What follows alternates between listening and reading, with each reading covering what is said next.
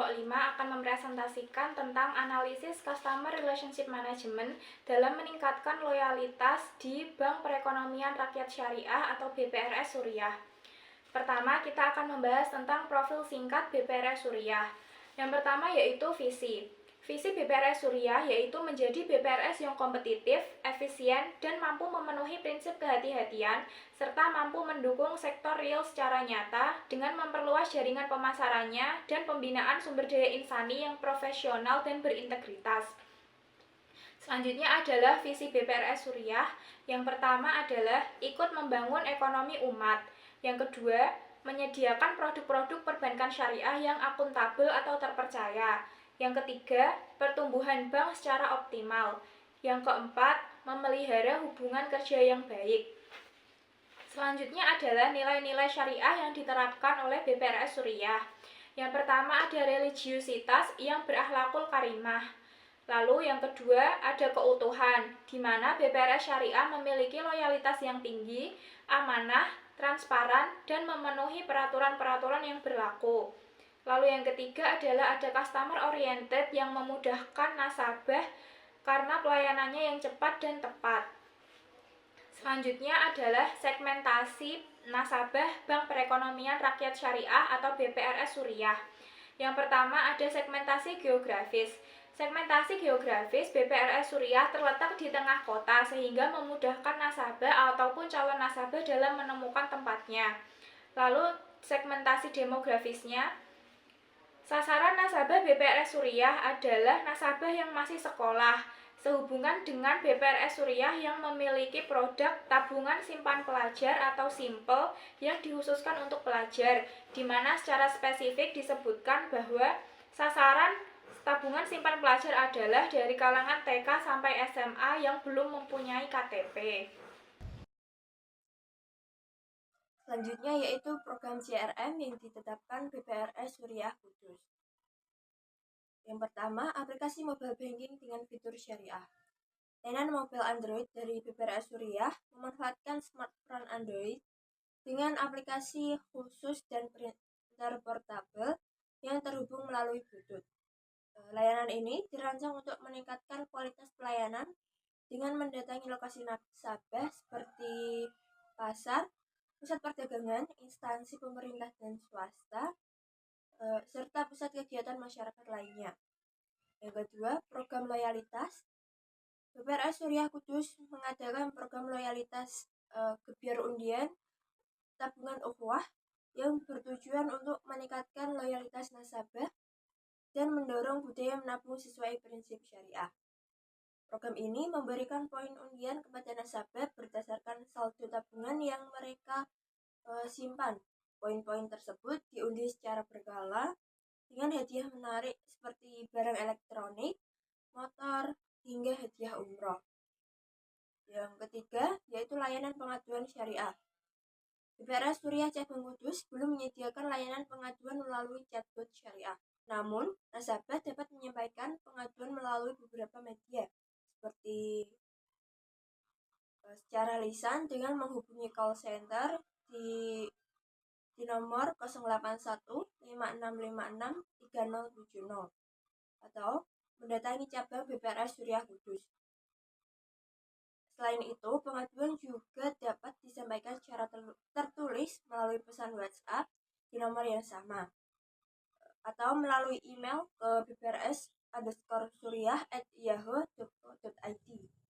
Dengan demikian, meskipun belum tersedia chatbot BPRS Suriah, telah menyediakan layanan pengaduan digital yang mudah diakses melalui WhatsApp. Yang keempat, pelatihan staf. BPRS Suriah Kudus memberikan pelatihan internal dan eksternal kepada staf untuk meningkatkan kualitas sumber daya insani. Pelatihan internal dilakukan 1 bulan sekali, sedangkan pelatihan eksternal dilakukan melalui Asosiasi Perbankan Syariah. Program pelatihan mencakup dasar-dasar perbankan syariah, pengenalan produk syariah, pelayanan prima, serta pelatihan khusus sesuai dengan job description masing-masing karyawan. Selanjutnya, strategi CRM BPRS Suriah. Pada customer acquisition, strategi pemasaran dengan mendatangi calon nasabah secara langsung dan promosi dengan brosur. Yang kedua, menyediakan berbagai pilihan produk pembiayaan sesuai dengan kebutuhan nasabah. Yang ketiga, memberikan imbal hasil yang kompetitif. Selanjutnya, customer retention. Yang pertama, pada tabungan simpanan atau simple untuk meningkatkan kepuasan dan loyalitas nasabah. Yang kedua, memberikan bonus dan hadiah bagi nasabah yang aktif menabung. Selanjutnya, customer engagement. Yang pertama, interaksi langsung kepada nasabah dan calon nasabah. Yang kedua, media sosial untuk mengedukasi produk dan interaksi dengan calon nasabah. Kemudian langkah-langkah implementasi program CRM. Tahap yang pertama itu ada melakukan survei untuk memahami kebutuhan, harapan, dan kepuasan nasabah terkait produk dan layanan yang digunakan. Kemudian tahap yang kedua itu ada merancang program CRM yang transparan dan adil, memastikan promosi produk yang jelas tanpa ada unsur borong. Kemudian tahap yang ketiga itu ada mengimplementasi sistem CRM untuk mengelola data nasabah, melacak transaksi, dan memantau transaksi. Kemudian tahap yang keempat ada menyelenggarakan pelatihan rutin bagi staf tentang etika, syarat, dan pelayanan bank. Yang terakhir ada tahap 5, melakukan evaluasi berkala terhadap program CRM termasuk pengumpulan umpan balik dengan nasabah dan menganalisis data. Selanjutnya, kesesuaian dengan prinsip syariah BPRS Syariah. Yang pertama, dengan Dewan Pengawas Syariah DPS, program CRM diawasi oleh DPS BPRS Syariah untuk memastikan kepatuhan terhadap prinsip syariah.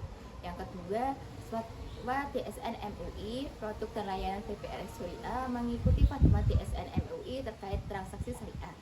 Yang ketiga, kepatuhan pada prinsip maslahah kemanfaatan program CRM BPRS Syariah dirancang untuk memberikan manfaat luas kepada masyarakat sesuai dengan prinsip syariah. Selanjutnya, kelebihan CRM BPRS Syariah. Yang pertama, layanan digital yang mudah diakses. BPRS Syariah menyediakan layanan perbankan berbasis teknologi yang sesuai dengan kebutuhan nasabah. Yang kedua, program royalitas berbasis syariah. Nasabah setia mendapatkan berbagai keuntungan berbasis syariah yang meningkatkan kepuasan dan keberkahan. Yang ketiga, edukasi keuangan syariah. BPRS Syariah aktif memberikan literasi keuangan syariah kepada masyarakat untuk meningkatkan pemahaman mereka. Selanjutnya, tantangan implementasi CRM berbasis syariah. Yang pertama, persaingan ketat bank syariah lain memiliki pangsa pasar yang lebih besar dibanding BPRS. Yang kedua, kurangnya kesadaran perbankan syariah. Banyak masyarakat masih memiliki layanan perbankan konvensional. Yang ketiga, keterbatasan teknologi di segmen tertentu. Sebagai nasabah belum terbiasa dengan layanan digital. Yang keempat, adaptasi produk syariah ke CRM. Harus tetap memastikan produk dan layanan sesuai dengan prinsip syariah. Rekomendasi peningkatan CRM. Yang pertama, meningkatkan literasi keuangan syariah, mengadakan kampanye edukasi digital, dan kerjasama dengan lembaga perbankan serta komunitas. Yang kedua, diversifikasi produk dan layanan, menawarkan produk yang lebih sesuai dengan kebutuhan segmen masyarakat yang lebih luas. Yang ketiga, penguatan teknologi digital, memanfaatkan AI dan data analisis untuk memahami serta memenuhi kebutuhan nasabah secara efektif.